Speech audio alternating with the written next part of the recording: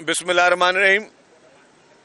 आप तमाम मीडिया के दोस्तों का शुक्रिया कि आज इतवार के दिन भी आप माशाल्लाह तशरीफ़ लेकर आए। जैसे कि आप लोगों को पता है कि रेड लाइन बीआरटी जो कि निहायत एक इम्पॉर्टेंट प्रोजेक्ट है और ये पाकिस्तान का पहला बायोगैस प्लांट पे ये बस चलेगी। ये पाकिस्तान की पहली बस सर्विस होगी जो बायोगैस प्लांट पे चलेगी। तो ये जब प्रोजेक्ट शुरू हुआ था 2020 में, इनको कॉन्ट्रैक्ट अवार्ड हुआ था, फिर इनके इश्यूज थे और इन्होंने काम शुरू किया 2022 में।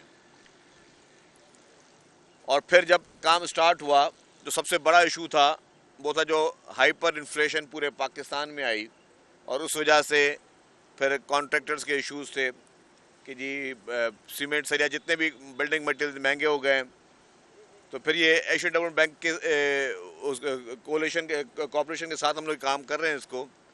इसके जो फंड्स हमें फराहम कर रही है वो एशियन डेवलपमेंट बैंक कर रही है, जिसको सिंध गवर्नमेंट ने बोरो किया हुआ है और गवर्नमेंट ऑफ सिंध ने फिर वो पैसे एशियन डेवलपमेंट बैंक को वापस भी करने हैं। तो उसके बाद फिर जब काम बंद हुआ, अनफॉर्चुनेटली आ गई care taker government. Care taker government ने बिल्कुल आंखें बंद करके सो गई थी और उनको एहसास नहीं था कि यहाँ पे लोगों को क्या तकलीफ हो रही है। इनके जो इश्यूज थे वो रिजॉल्व होने हैं एशियन डेवलपमेंट बैंक के साथ भी और एक्निक के साथ भी, जो फेडरल गवर्नमेंट का इदारा है। बट जैसे ही पीपल्स पार्टी की गवर्नमेंट वापस आई तो हमारी पहली प्रायोरिटी होती है कि हर सूरत में पहले देखें कि पब्लिक को जो तकलीफ हो रही है उसको हम दूर करें। इसीलिए हमने फिर इनसे बात की, कॉन्ट्रैक्टर से, कंसल्टेंट बैठे हुए इनसे बात की। हमने कहा जी जो आपके फाइनेंशियल इश्यूज हैं उसको हम देखते रहेंगे, उसको हम एड्रेस करेंगे। गवर्नमेंट डेफिनेटली गवर्नमेंट आधे में काम छोड़ के नहीं जाएगी, गवर्नमेंट फाइनेंशियल इश्यूज को एड्रेस करेगी। बट हर सूरत में आप काम शुरू करें ताकि काम शुरू हो तो लोगों को ये तकलीफ ख़त्म हो। और आज ये नहीं कि आज से काम शुरू हुआ है, ये 4-5 दिन पहले, 5-6 दिन पहले से हमने काम शुरू करवा दिया था इनको। जो गवर्नमेंट का काम है कि गवर्नमेंट अपनी रेट को कायम करे। ये नहीं कि अगर किसी कॉन्ट्रैक्टर ने कह दिया कि जी, या उनके वाकई जेन्युइन इश्यूज भी हैं कॉन्ट्रैक्टर्स के, मैं ये बात नहीं कर रहा कि वो सारे गलत उनकी चीज़ होती हैं, जेन्युइन इश्यूज भी होते हैं। अगर कॉन्ट्रैक्टर ने कह दिया कि जी पहले पैसे मतलब नहीं मिलेंगे, काम नहीं शुरू करेंगे, तो ये हमने नहीं करने दिया। हमने वी आर द गवर्नमेंट, हमारा काम है आपने काम शुरू करना है, हर सूरत में काम शुरू करना है। और वो काम हमने आज 5वां-6वां दिन है, काम शुरू हो गया है।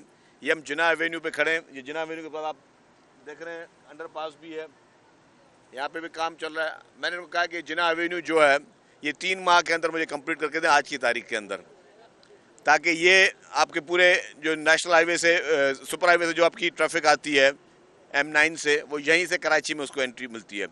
तो ये सारा एरिया जो है 3 माह के अंदर बिल्कुल तैयार कर दिया जाए ताकि यहाँ ट्रैफिक की कंजेशन ख़त्म हो और इसको हम शुरुआत कर सकें। इसी तरीके से इसके एक 2 पोर्शन है, एक लॉट 1 एक लॉट 2। अभी मैं लॉट 2 की तरफ भी जा रहा हूँ, वहाँ की भी ब्रीफिंग लूँगा, वहाँ पे भी काम हमने शुरू करवाया है। तो हमारा, जिस तरह हमने कहा कि ये हमारी प्रायोरिटी है कि ट्रांसपोर्ट सेक्टर जो कि इस शहर की बहुत बड़ी ज़रूरत है, इस सूबे की बड़ी ज़रूरत है, उसको ना बातों की हद तक नहीं, अमली तौर पर उस ट्रांसपोर्ट सेक्टर को अपने पैरों पे खड़ा करें। और वो इंग्लिश में कहते हैं कि action speaks louder than words. तो आपको एक्शन से नज़र आएगा, अमल से नज़र आएगा कि गवर्नमेंट संजीदा है, गवर्नमेंट संजीदगी के साथ इस सारे इश्यूज को एड्रेस कर रही है। रेड लाइन बीआरटी, जिस तरह मैं कहा, ये बहुत ही इंपॉर्टेंट प्रोजेक्ट है।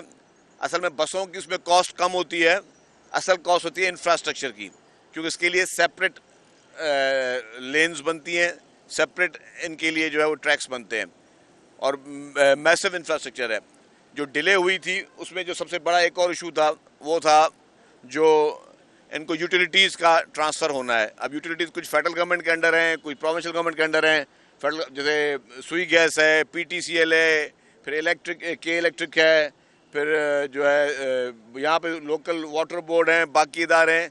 तो जितने भी 10-12 फिर ऑप्टिकल फाइबर्स वाले जो है उनके इशूज़ थे। तो ये सारी यूटिलिटीज़ को शिफ्ट करना, उसमें भी गवर्नमेंट ऑफ सिंध ने अरबों रुपए खर्च किए, भरे हैं, उन यूटिलिटीज़ को ट्रांसफ़र करने के लिए। जो फेडरल गवर्नमेंट के इदारे थे उन्होंने जाकर किसी ने पोल भी शिफ्ट करना है, बाकी चीज़ें भी शिफ्ट करनी, तो हमने वो सारी चीज़ें पैसे उसको भरे गवर्नमेंट ने। तो कहने का मकसद है कि गवर्नमेंट संजीदा है, गवर्नमेंट काम कर रही है और करने की नीयत से बैठी हुई है। डिले हुई है क्योंकि यूनिवर्सिटीज़ यहाँ पे इस रूट पे हैं। मुझे दुख है, अफसोस भी है कि वहाँ पे जो स्टूडेंट्स हैं उनको तकलीफ़ हो रही है, जो लोग हैं वहाँ पे आने जाने वाले जो यूज़ करते हैं रोड, उनको तकलीफ है। उसके लिए हम माजरत ख्वाह हैं, दिल की गहराइयों से माजरत करते हैं। लेकिन ये मैं आपको कह सकता हूँ कि हुकूमत की वजह से एक दिन भी हम लेट होने नहीं देंगे, कि हुकूमत की कोई नाअहली हो, सुस्ती हो, कोताही हो, उसकी वजह से प्रोजेक्ट डिले एक दिन भी नहीं होगा। हाँ, टेक्निकल रीज़न अगर हैं तो उसमें भी हमारी कोशिश होगी, दिन रात काम करें। कल भी एक प्रोजेक्ट में हम थे जहाँ बात कर, मैंने कहा कि जी ट्रांसपोर्ट डिपार्टमेंट दिन रात काम कर रहा है, और दिन रात सिर्फ ये कहने की हद तक नहीं, अमली तौर पर ट्रांसपोर्ट डिपार्टमेंट दिन रात काम कर रहा है। आज इतवार का दिन है, इतवार का दिन भी काम कर रहा है, और मैं अकेला नहीं हूँ कि आगे सिर्फ मीडिया को दिखाएंगे। सारे ऑफिसर्स, पूरी ब्यूरोक्रेसी, ट्रांसपोर्ट डिपार्टमेंट से ताल्लुक़ रखने वाले तमाम लोग जो है वो यहाँ पे मौजूद हैं। और ये मकसद ही है कि हर हाल में हमने भी मेहनत करनी है, कॉन्ट्रैक्टर ने भी दिन रात मेहनत करनी है। अभी जैसे इनके हमने एक दो इश्यूज़ और हमारे साथ जो हैं वो रिजॉल्व हो गए, फिर इनको हम सुबह को इनकी अलग शिफ्ट काम करेगी, रात को अलग शिफ्ट काम करेगी। हम इनको मेक श्योर करवाएंगे कि ये एक्स्ट्रा लेबर लगाएं, तो जो डिले हो चुका है उसको भी कवर करें। फर्दर डिले को रोकने के लिए इवनिंग शिफ्ट अलग हो, नाइट शिफ्ट अलग हो, मॉर्निंग शिफ्ट अलग हो, ताकि हम जिस तरह पूरी दुनिया में इस तरह कंस्ट्रक्शन होती है, ये नहीं कि हम अनोखे लोग हैं, अनोखे मुल्क हैं। हमारे पास थोड़ा अनफॉर्चुनेटली सुस्त रफ्तारी है, लेकिन पूरी दुनिया में जिस तरह तेज़ी होगी हम उससे भी आगे तेज़ काम करके दिखाएंगे, क्योंकि हमारा मकसद ये है कि आवाम को डिलीवरी देना। पीपल्स पार्टी की गवर्नमेंट, सिंध गवर्नमेंट हर सेक्टर में उसकी कोशिश लगी हुई है कि आवाम को मज़ीद से मज़ीद चीज़ें डिलीवर किया जाए। मैंने आपको बताया कि एक और खुशखबरी इसके साथ कि येलो लाइन BRT पे काम शुरू हो चुका है। मेरे सहाफ़ी दोस्त, अभी उसका हमने ना कोई ग्राउंड ब्रेकिंग की है, ना कोई ऑफिशियल सेरेमनी की है, काम शुरू करवा दिया है। जैसे ही प्रोसेस हुआ, हालांकि जो कल चीफ मिनिस्टर साहब जिक्र कर रहे थे, वर्ल्ड बैंक के साथ बहुत सारे प्रोजेक्ट्स पे चीफ मिनिस्टर साहब की मेहनत की वजह से वहाँ पे काम चल रहा है, और बहुत बड़े सेक्टर्स में जो है, सबसे बड़ा हाउसिंग सेक्टर में वर्ल्ड बैंक काम कर रही है, पैसे डाल रही है। एजुकेशन सेक्टर में, हेल्थ सेक्टर में वर्ल्ड बैंक जो है उसके साथ काम कर रहे हैं हम लोग। तो हर सेक्टर की ब्रीफिंग थी। तो उसमें जब ट्रांसपोर्ट की बारी आई और फिर जब ये येलो लाइन BRT की बारी आई, तो उसमें जो हमारा काम शुरू करने की डेट थी वो जून का 2nd वीक था, और हमारे पास टाइम था कि हम जुलाई तक वो काम शुरू कर सकते हैं। हमने कहा कि हमें इस टाइम टेबल पे, किताबों पे नहीं जाना है, हमने अमली तौर पर जाना है। और अमली तौर पे क्या किया, उस ब्रीफिंग में मैंने कहा कि जी हम 4-5 दिन पहले जो है वो काम शुरू कर चुके हैं। तो अल्हम्दुलिल्लाह, हमें बस ये नहीं किताबों में रहते रहें और उसमें हम लोग उलझते रहे, नहीं, हमें अमली तौर पर दिन रात काम करना है। जो काम 1 साल का है वो 6 माह में हो, जो 6 माह में हो वो का काम है वो 3 माह में हो। पूरी कौम को, पाकिस्तान इंशाल्लाह ताला सही ट्रैक पे जा रहा है, पाकिस्तान इंशाल्लाह ताला तरक्की की राह पे जा रहा है और मज़ीद जाएगा। कुछ लोग मायूसी की बातें करते हैं, कुछ लोग मायूसी की फ़िज़ा कोशिश करते हैं कि हो लोग मायूस हों, लोगों को नेगेटिविटी प्रमोट करते हैं, सिर्फ मनफी खबरें देते हैं। सोशल मीडिया पे मनफी खबरें देंगे, झूठी खबरें देंगे, बाकी जगहों पर मनफी खबरें होंगी। पाकिस्तान अभी मज़ीद मुतहम्मिल नहीं हो सकता किसी भी किस्म के एडवेंचर के। पाकिस्तान अब इंशाल्लाह ताला तरक्की करेगा, सही राह पे जा रहा है, और दिन रात हर एक ने अपना रोल प्ले करना होगा। उस हर एक में मैं भी शामिल हूँ, उस हर एक में जो गवर्नमेंट ऑफिसर्स हैं वो भी शामिल हैं, उस हर एक में सिविल सोसाइटी भी शामिल है, आप मीडिया भी शामिल हैं। ये हर शख्स ने अपना रोल प्ले करना है कि हम किस तरीके से पॉजिटिविटी के साथ पाकिस्तान को अच्छा हम करें। हम हमेशा हर चीज़ पे हम ब्लेम करते हैं कि यार ये काम तो हुकूमत का है, ये काम तो हुकूमत, यस हुकूमतों का काम है सर्विस देना, हुकूमतों का काम है लोग रिलीफ पहुँचाना, लेकिन मैं ये सोचूं कि मैंने हुकूमत के लिए क्या किया, मैंने अपने मुल्क के लिए क्या किया, मैंने अपने सूबे के लिए क्या किया, मैंने अपने शहर के लिए क्या किया। तो हम सब ने मिलकर एक मजबूत कामयाब कौम बनकर हमें हमारे पाकिस्तान को, हमारे सूबा सिंध को और हमारे कराची को आगे से आगे तरक्की देनी है। जो भी लोगों की शिकायतें, कोताहियाँ, वो सारी हम सब मिलकर ख़त्म करेंगे। साहब ये बताइए, आपने जिस तरह जिक्र किया कि सबने मिलकर काम करना है, तो विफाक में भी सिर्फ तनहा नून लीग काम कर रही है, पीपल्स रही पर उनका हाथ क्यों नहीं बटा रही कि वफाकी काबीना में हिस्सा हो और खुद अपना इनपुट भी उसमें डालें? देखिए जी, पीपुल्स पार्टी ने जब सीईसी की मीटिंग हुई थी उसमें कुछ फैसले हुए थे और सीईसी ने जो फैसले किए पीपुल्स पार्टी उसकी पाबंद है। लेकिन ये भी देखें कि अगर पीपुल्स पार्टी आज वफाकी वजारतों में नहीं है तो मकसद ये नहीं कि हुकूमत को हम हुकूमत करने नहीं दे रहे हैं या खुदा न खास्ता हुकूमत के काम में कोई हम वो दे रहे हैं, रुकावट पैदा कर रहे हैं। नहीं, पीपुल्स पार्टी एक जिम्मेदार पार्टी की हैसियत से इस मुल्क की तरक्की के लिए हर उस फैसले में हुकूमत हो तो हुकूमत के साथ खड़ी होगी, अपोजिशन हो तो अपोजिशन के साथ खड़ी होगी। जो भी ऐसा काम जो मुल्क के फ़ायदे में हो, आवाम के फ़ायदे में हो, मुल्क की तरक्की के लिए हो, पीपुल्स पार्टी सबसे पहले आपको नजर आएगी। साहब ये बताइएगा, मेरा आपसे सवाल, दो सवाल है। एक बता दो। पहला सवाल ये है कि इस मंसूबे की लागत पहले क्या थी और एक्निक के अंदर जो फार्मूला तय पाया है उसके बाद अब रिवाइज इसकी कॉस्ट क्या आ गई है। दूसरा, आपने कल जो इंटीग्रेटेड सिस्टम का इफ्तिताह किया है उसके कियोस्क नहीं लगे हुए और पीपल्स बस सर्विस वाले बता रहे हैं कि इलेक्ट्रिक वालों ने बस स्टॉप्स पर जो है वो अब तक बिजली के कनेक्शंस नहीं दिए। इसके अलावा जो आपकी इलेक्ट्रिक बसें हैं वो भी वहाँ पर मेहरान डिपो पे 8 घंटे की लोड शेडिंग हो रही है जिसकी वजह से वो 7 से 8 बसें चार्ज नहीं हो पा रही। तो ये प्रॉब्लम किस तरह से आप लोग उसको देखिए जी, कॉस्ट का पहले बता। कॉस्ट का जहाँ पे आपने बात की, कॉस्ट के लिए ही जो कॉन्ट्रैक्टर्स हैं और ट्रांस कराची है उनकी टीमें बैठी हुई हैं साथ और एशियन डेवलपमेंट बैंक जो कि हमारे डोनर्स हैं उनके साथ हम बैठे हुए हैं और जिनसे हमने लैंडिंग ली हुई है, सॉरी नॉट डोनर, जिनसे हम लैंडिंग ली हुई है। तो हमने उनसे जो है वो वही तमाम BOQs को दोबारा रिव्यू कर रहे हैं। जो भी चीज़ फाइनल होगी कॉस्ट की वो कंसल्टेंट की मर्जी से होगी।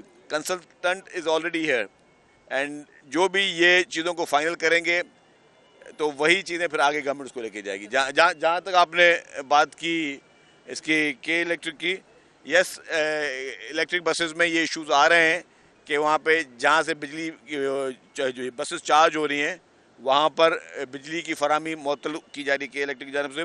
उसको के इलेक्ट्रिक इंतजामिया को हमने कहा है कि बराए मेहरबानी उन एरियाज़ में जहाँ पे हमारे ये इस तरह की इम्पोर्टेंट इशूज़ हैं वहाँ पे आप लोड शेडिंग ना करें और वहाँ पे चीज़ों को इग्नोर करें। अच्छा, इसमें कितनी बसें हैं इस रूट के ऊपर, कितनी बसें होंगी और ये 250 बसें होंगी जी, सर आपने 250 बसें, आपने कहा कि और वो ये पाकिस्तान की वाहिद बसें होंगी जो बायोगैस पे चलेंगी। जी सर। आपने कहा कि पाकिस्तान किसी नए एडवेंचर का मुकम्मल नहीं हो सकता। 9 मई को एक बरस होने को है। इतलात है, खबरें आ रही है कि इमरान खान दोबारा से एस्टेब्लिशमेंट के साथ मुलाकात होने जा रही है जिसके लिए वो जल्द रिहा होंगे। देखिए जी, 9 में आपका सवाल अब हूँ तो मैं ट्रांसपोर्ट के हवाले से, लेकिन अब आपने हफीज़ भाई 9 में का सवाल किया है। 9 में मैं समझता हूँ कि पाकिस्तान की तारीख़ का स्याह तरीन दिन है, पाकिस्तान की तारीख़ का बदतरीन दिन है। उस दिन जो है इंतशार फैलाया गया, 9 मई को लोगों को वायलेंस करने के लिए आपने तरगीब दी। PTI के लीडर ने 9 मई को आवाम को वरगलाया कि जी आप रोडों पे आएँ और जितने भी अमलाक हैं उनको नुकसान पहुँचाएँ। हम कराची में मौजूद हैं, कराची में ही हमारी बसों को आग लगाई गई, नजर आतिश किया गया, एम्बुलेंसें जलाई गई, जिना हाउस जैसे जगह को भी नहीं बख्शा गया। तो मैं समझता हूँ कि एक दहशतगर्दाना कार्रवाइयाँ थी 9 मई को, एक दहशतगर्दी की लहर पूरे पाकिस्तान में फैलाई गई। सोची समझी साजिश के तहत वो पावर दिखाना चाहते थे इमरान खान और उनके हवारी कि अगर इमरान खान को कुछ किया तो हम ये भी कर सकते हैं। तो वो जो कर सकते थे तो वो एक दहशत फैलाई उन्होंने, लेकिन रियासत हमेशा मजबूत होती है। आज 9 मई करने वाले कहाँ हैं और जिनके खिलाफ 9 मई भी वो कहाँ हैं, वो देखें आप। आज जिन्होंने 9 मई की वो जेलों में सड़ रहे हैं, जिनके खिलाफ 9 मई का प्रोपेगेंडा किया गया और 9 मई जैसा माहौल बनाया गया वो सारे अल्हम्दुलिल्लाह आज अपनी अपनी जगहों पर अच्छी अच्छी जगहों पर आराम से बैठे हुए हैं। तो ये अवाम भी सोचे कि जिस अवाम को 9 मई को इमरान खान ने इस्तेमाल किया, जिन मासूम बच्चों को, जिन नौजवान बच्चों को इमरान खान ने या नौजवान हमारी बहनों को इमरान खान ने इस्तेमाल किया, वो सारे जेलों में पड़े हुए हैं अनफॉर्चुनेटली। और इमरान खान के अपने बच्चे इस वक्त लंदन में ठंडी हवाओं में घूम रहे हैं। उनकी अपनी जो है बहन वो लाहौर में वो आराम से अपने घर में बैठी हुई हैं, उनकी पूरी फैमिली खुशी के साथ बैठी हुई है। जो मासूम बच्चे हैं उनको आपने जो है इस तरीके से इस आग में, इंतशार की आग में, नफरत की आग में, भाई से भाई को लड़ाने की आग में आपने जो कर वो लोग आज जल रहे हैं। तो मैं समझता हूँ ये सबक है कि जो भी आदमी, कोई भी लीडर हो, अगर कोई भी लीडर आपको वायलेंस की तरजीह देता है तो ऐसे लीडर की बात नहीं सुननी चाहिए। कोई भी पॉलिटिकल पार्टी अगर आपको अपने इक़्तिदार की हवस के लिए, इक़्तिदार की लालच के लिए अगर कौम के नौजवानों को बेवकूफ़ बनाती है तो ऐसे लीडर की बातें नहीं सुनना चाहिए। एक तरफ पीटीआई एस्टेब्लिशमेंट से मुज़ाकरात कर रही है, दूसरी तरफ केपीके के वज़ीर आला कहता है कि अगर हमें हुकूक नहीं मिले तो हम इस्लामाबाद पे चढ़ाई कर देंगे। क्या ये इंतशार की एक वज़ीर आला केपीके के बयान? मेरे ख्याल में मेरा जो 9 वाला बयान है ना, उसी को आप देख लें नज़र में। तो अगर किसी भी वज़ीर आला को इतना शौक़ है इस्लामाबाद में चढ़ाई करने का तो अपना हशर देख ले, जो उसके लीडर का हशर है, तो उसके साथ भी वही हशर होना है। Thank you.